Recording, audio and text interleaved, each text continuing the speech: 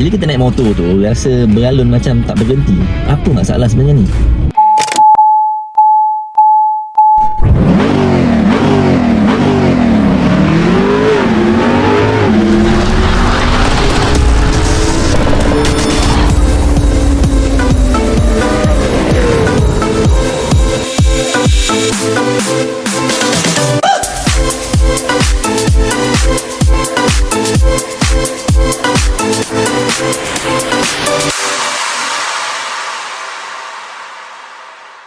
Okey, masa kita menunggang motor tu, bila kat corner tu rasa macam berbual-bual, menjoget-joget motor kita kan, itu adalah masalah suspension.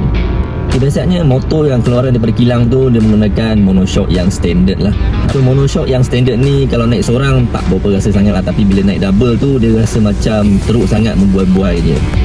Satu lagi, kalau korang dah pakai motor tu atas 7 tahun, so tak pernah buat servis ataupun tukar monoshock, so maksudnya dah tiba masanya lah untuk kita upgrade. Dekat market luar tu memang banyak brand yang aftermarket lah, yang lebih keras sikit daripada standard.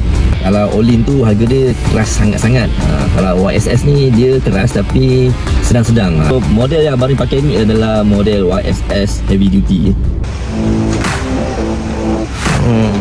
Ini kita pasang Mono YSS.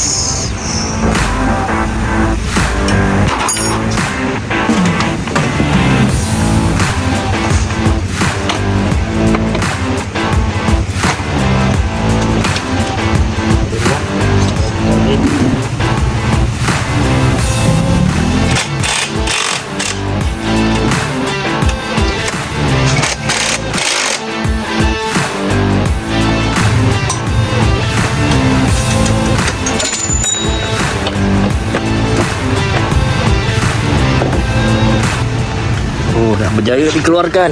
Tengok sikit. Kaya bah. Tu dia unboxing YSS Heavy Duty.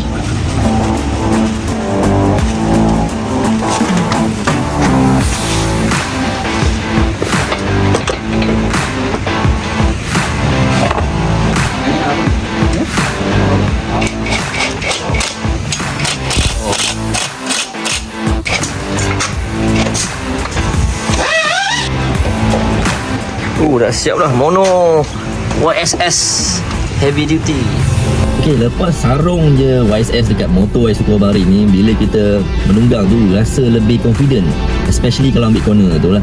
Lepas tu pakai pula tayar Team Sun, memang melekat lah masa ambil corner tu.